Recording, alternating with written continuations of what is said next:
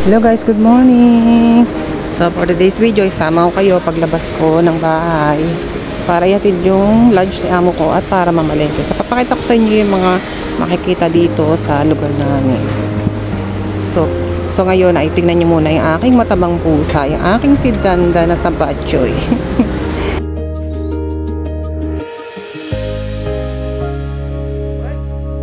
Hello guys, good morning!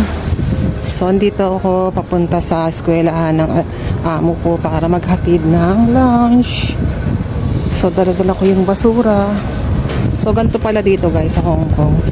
Tuwing gabi, pagkatapos maglinis ng mga helper, mga pinagkainan, so, kailangan bababa ka para itapon yung basura. So, kagabi nagtapon na ako. Nga lang, dami na namang na-produce ng basura ng amo ko sa umaga, tapos nagluto naman ako, and then yung mga pinagbalatan, pinagkalupa na kailangan di itapon. So ayok may puta ng basura, kaya naman itatapon ko na siya, and then ihahatid ko yung lunch ni amo ko sa school. Ito nga pala yung lugar sa amin paglabas ng village na ganyan.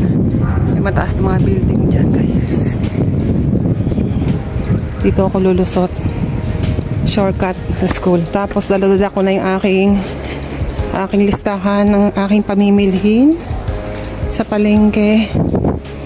Bali nga pala hanggang bukas yung bibiling ko, hanggang bukas sa tanghalian tsaka hanggang hapunan na, para hindi ako lalabas bukas. Nakapagod kaya guys, araw-araw kang lalabas para mamalengke.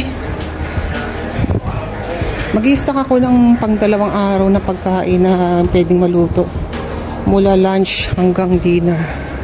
So dito nga pala yung likuran ng school para iabot ko doon sa mga auntie yung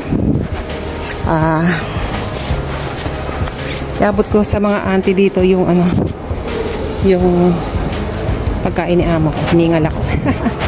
Ayan guys, so hanggang dito na lang muna.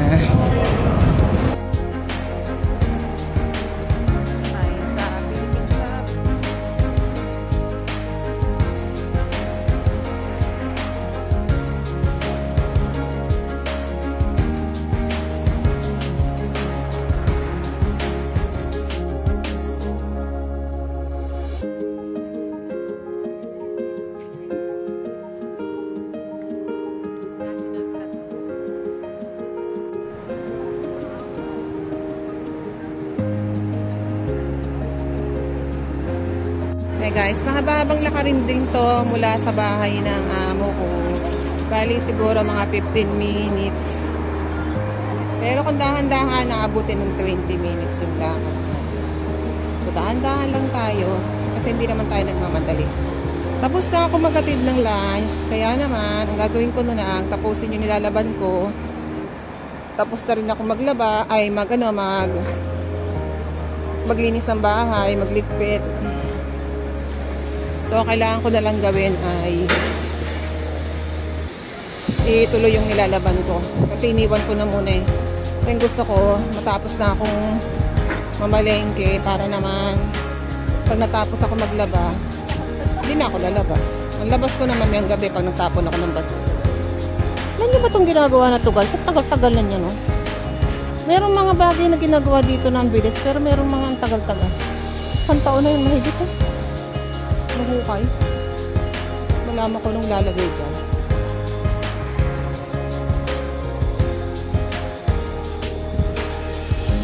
Kita nyo yung mga bahay yan guys. Sa baba, mga business establishment katulad ng ayan o, ito yung 7-Eleven. Kaya na 7-Eleven dito.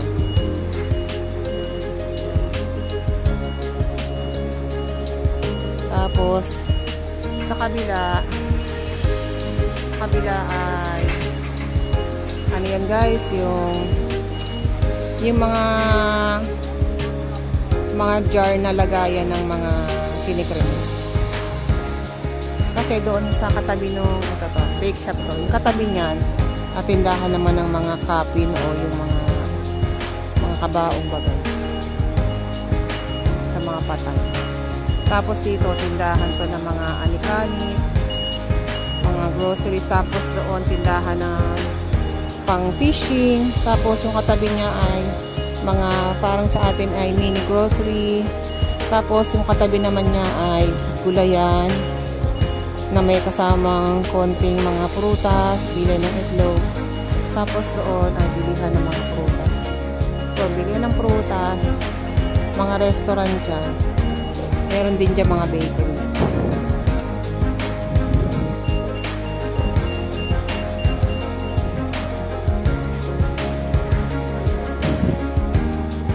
So, maglalakad tayo mga 5 minutes or 5 minutes na lang doon ha. Bagal-bagal lang kasi namamasyal tayo. Pinapasyal ko kayo para naman makita nyo yung lugar na dito sa Hong Kong. So dito guys, kahit ganyan lang, mayroon ng elevator, mayroon ding escalator. Pero kung gusto mo naman, pag mano-mano, yan ang bilihan ng mga murang gulay dito guys. Maya pupunta tayo dyan. Kita nyo yung lalaki na yun. Nigarilyo yun kasi dito may mga smoking area lang. Pag nakita nyo yung kulay orange na basurahan, doon ka lang pwede manigarilyo. Hindi ka dito pwedeng naglalakad na ninigarilyo, mahuli ka. So bawal yun. Kung matsyempan ka ng lespo, gotla ka. Yad ba ka? Bayad ka. Ano lang tayo, parang si ano lang tayo, si Yorme. Wow, dami na naman bulaklak nung manggaw.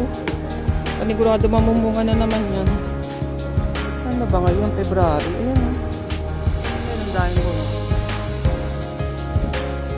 Sa baba tayo dito guys. Kasi dito ang kalsada papunta sa Philippine Shop. Mini Philippine Shop kasi meron talagang ditong building na punong-puno ng mga Philippine Shop. Marami, singa shops. Dito isa lang. Malapit dito sa amin meron lang isang shop na nagtitinda ng mga Philippine products. So yan, yung sinasabi ko sa inyo kanina na mini palengke. Tapos meron din dito tindahan ng mga damit. Medyo mahal dito, masasabi ko. Yan, may prutasan. May mga prutas dito. Pwede rin bumili ng mga tumpok-tumpok. Mga 10-10, minsan 12. Ayan. Tapos ito yung mga bakery dito guys. Yan, bakery. Doon pa yung Philippine Shop doon. Ayun yung pinanggalingan ko. Pinanggalingan ko na tawag dyan. Tapos meron dito mga bilihan ng mga ano. Sambi sa pasok tayo. Bilihan niya ng mga gamit sa bahay. Mga ano, kitchenwares, kitchen stuffs. Palinis, lahat. Diyan, mga tupperwares. Parang sa atin, Novo. Ewan ko. Kasi sa lugar namin sa Cavite, ang alam kong bilihan ng mga ganyan, Novo. Tapos yung kalimutan ko na, iba na kasi mga pangalan. DB Mart ba yun? Ito bilihan ng mga ano, ng mga Peking duck, tsaka ng mga chicken. Ayan. Ayan. Tapos yung gantong tindahan naman guys, parang sa atin ay mini hardware. Ayan o. Mabibili nyo dyan yung mga gamit sa paggawa sa bahay. Ayan o. Kita nyo, may mga timba, may mga ano, mga pang sa lababo. Ayan. Tapos dito, restaurant na naman. Marami talagang restaurant dito guys. Ay, saan ka lumingon dito? May mga kainan kasi mga inchik. Mahilig sila sa pagkain. Ito, dispensary. Ang tawag sa tindahan ng mga pang toiletries, mga pang kitchen, mga pang toilets, mga pang home cleaning yan. Dispensary. Tapos ito naman tindahan ng mga ano, ng mga herbal medicines. Yung ganyan. Pag nakita kayong ganyan, herbal medicine. Talit tayo dito. Tumulit tayo. Ito naman yung laundry sa mga nagpapalaundry, yan, ganyan. Tapos ito naman ay dentista. Yan. Dentist dito. Tapos dito, bilihan ng mga kahoy-kahoy na mga gamit sa bahay. Yan. Tapos may katabi na naman ditong grocery, mini grocery. Yan yung paboritong kainin ng mga Pinoy. Yan o. Kape. Tapos dito may agency. May agency ng hiring. Nag-hire na mga Indonesian. Puro Indonesian lang din. Bilihan ng mga lingerie. Tapos dito merong Western Union. Western Union. Tapos dito yung tindahan na. Ayan. Price Smart na pangalan niya. Price Smart. Price Smart. Kita nyo na agad yan yung mga mga pagkain Pinoy. Ito kasi nga, Philippine shop siya. Siyempre, mga Philippine products yun nga dito. So, titingin ako ng kasi kailangan ko ng shampoo na mabango. Kasi shampoo na binili ko, pang baby shampoo. Kasi nga, gusto ko mild lang. So, to. Kailangan ko to. Tarayan natin to. Tapos, Palmolive din ako. Palmolive shampoo. Coconut cream. Shampoo and conditioner. Ay, mas maganda pala to. Shampoo and conditioner na. Tarayan nga natin to dalawa. O, siya na. O, yan na. Bilihan ako, no? Ng mga pansit, bihon, mga chichirya. O, dito yung mga ayun, tomato sauce. Tomato sauce. Ako ba ng tomato sauce? Hindi. Tayo ng switch style spaghetti.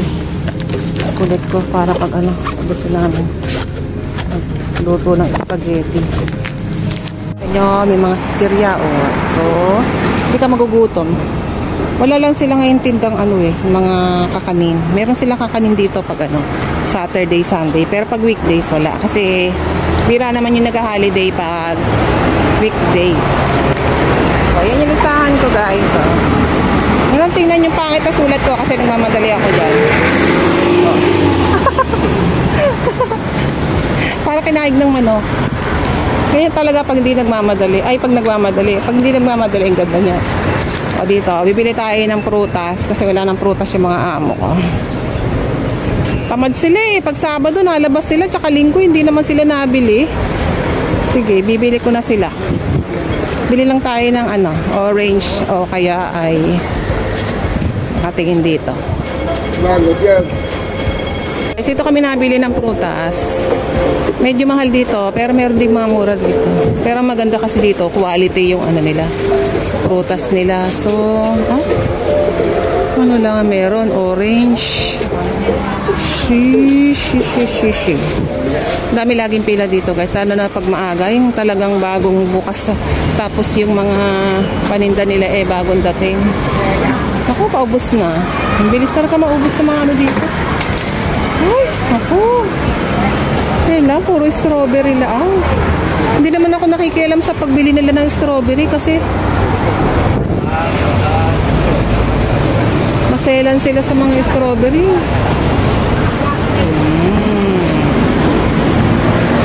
Ayan, wala. Hindi ako makakabili ng ganyan kasi baka hindi nila magustuhan. So, uwi na tayo, guys.